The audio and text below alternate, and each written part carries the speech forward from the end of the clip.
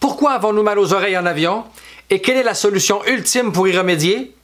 Voici les questions auxquelles nous répondrons aujourd'hui. Check it out!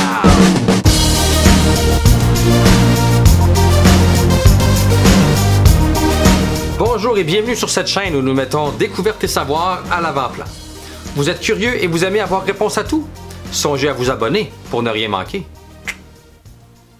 Vous avez mal aux oreilles en avion, mais surtout au décollage ou à l'atterrissage, pas vrai? Je vous présente aujourd'hui la solution ultime pour y remédier.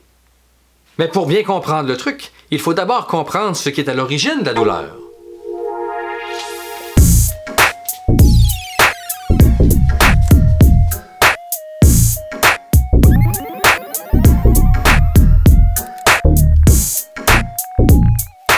L'oreille humaine se divise en trois sections. L'oreille externe, l'oreille moyenne et l'oreille interne. L'oreille moyenne est la section qui nous intéresse particulièrement aujourd'hui. L'oreille moyenne est la plupart du temps fermée, comme on peut le voir ici. Elle est fermée de ce côté-ci par le tympan et par ce côté-ci par les structures de l'oreille interne. Mais il y a une drôle de structure ici qui communique avec le nasopharynx, donc la portion du pharynx qui est plus vers le nez, et donc indirectement elle communique avec la bouche ici, indirectement. Cette structure s'appelle la trompe d'Eustache.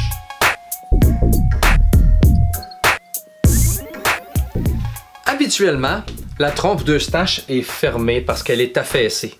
Les tissus sont collés comme ceci. Mais au cours de la journée, à quelques reprises, la trompe d'Eustache peut s'ouvrir légèrement et donc permettre à l'oreille moyenne de communiquer avec la bouche et donc avec l'extérieur. La trompe d'Eustache joue un rôle clé dans la vidéo d'aujourd'hui. Nous y reviendrons.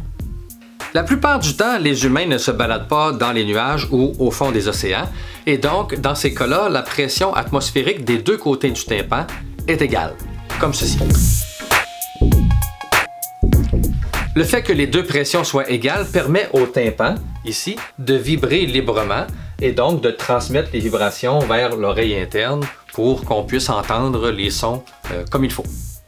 Mais, parfois, les conditions ambiantes changent et la pression atmosphérique aux alentours est modifiée et donc la pression du côté extérieur du tympan, de ce côté-ci, change. Et lorsque la pression ici n'est plus égale à celle à l'intérieur qui est là, eh bien, on se crée un déséquilibre de pression, qu'on appelle un gradient de pression. Et un gaz essaie toujours d'éliminer le gradient de pression, donc d'éliminer le déséquilibre. Je vais vous montrer un exemple. Par exemple, le fonctionnement d'une bouteille aérosol utilise le gradient de pression. Le gaz à l'intérieur de la bouteille est à une pression bien plus élevée que la pression atmosphérique autour de la bouteille. Si on appuie sur la valve ici, les deux parties pourront communiquer. L'intérieur de la bouteille à haute pression déversera du gaz dans la pression ambiante ici pour essayer d'équilibrer le déséquilibre, comme ceci. Et c'est la même chose qui se produit à l'intérieur de vos oreilles. Sauf que la structure qui joue le rôle de la valve s'appelle la trompe d'Eustache. Retournons au tableau. Lorsque la pression externe devient plus grande que la pression à l'intérieur de l'oreille moyenne, comme ceci, il y a la création d'un gradient de pression.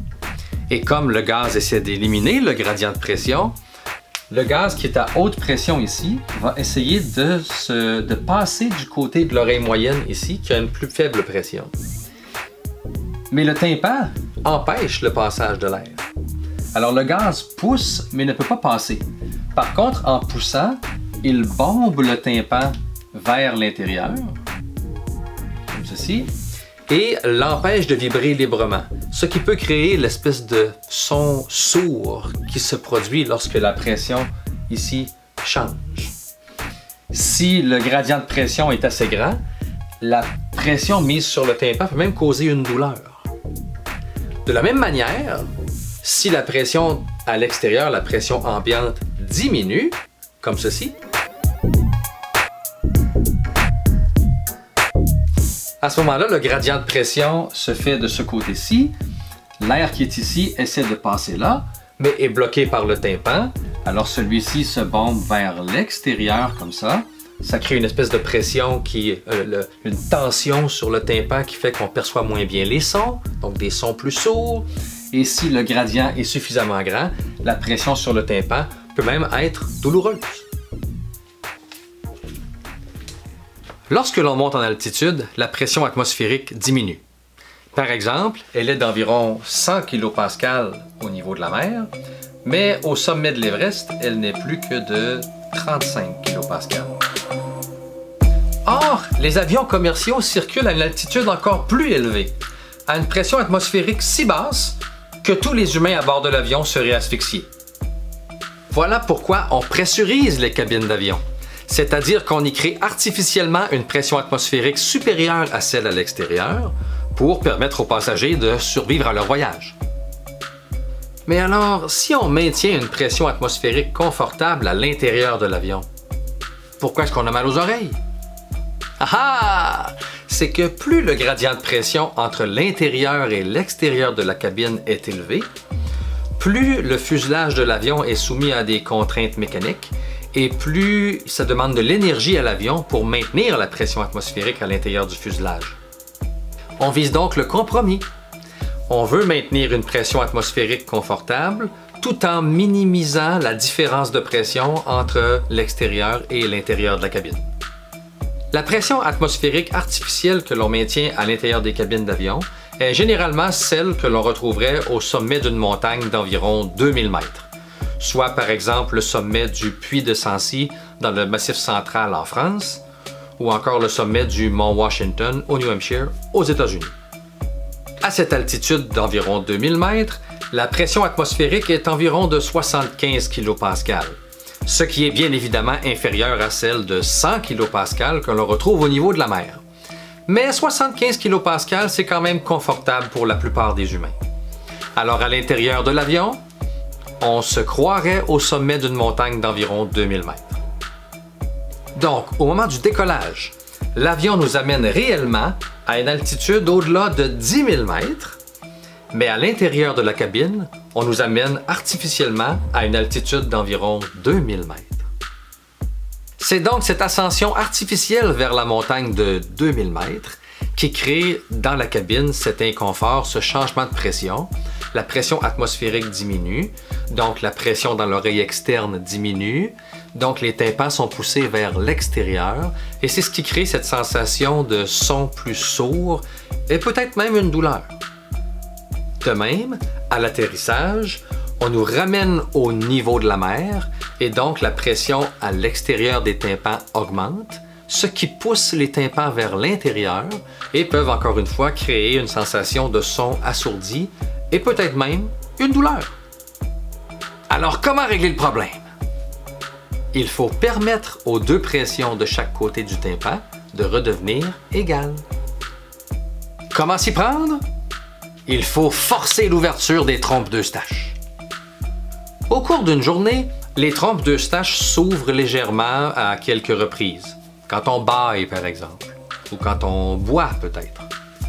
Mais en avion, lorsqu'on ressent une douleur ou un inconfort, on ne veut pas attendre. La solution ultime est donc d'utiliser la manœuvre de Valsalva. Quoi? Valsalva? La manœuvre de Valsalva. Il suffit de faire une expiration en maintenant la bouche et le nez fermés, comme ceci.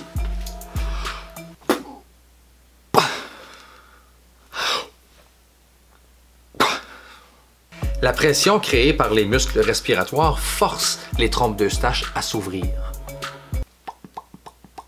Comme l'intérieur de la bouche est à la pression atmosphérique ambiante, l'ouverture des trompes d'Eustache permettra d'éliminer le gradient de pression. En un instant, le tympan reprendra sa position normale avec une sensation de... et la douleur disparaîtra. La manœuvre de Valsalva peut aussi être utilisée dans d'autres situations quotidiennes où vous auriez l'impression d'avoir des pressions déséquilibrées dans vos oreilles. Et vous, Quelle est votre solution pour la douleur aux oreilles? Faites-nous en part dans les commentaires. Pour ne rien manquer, songez à vous abonner. Et sur ce, je vous dis à la prochaine!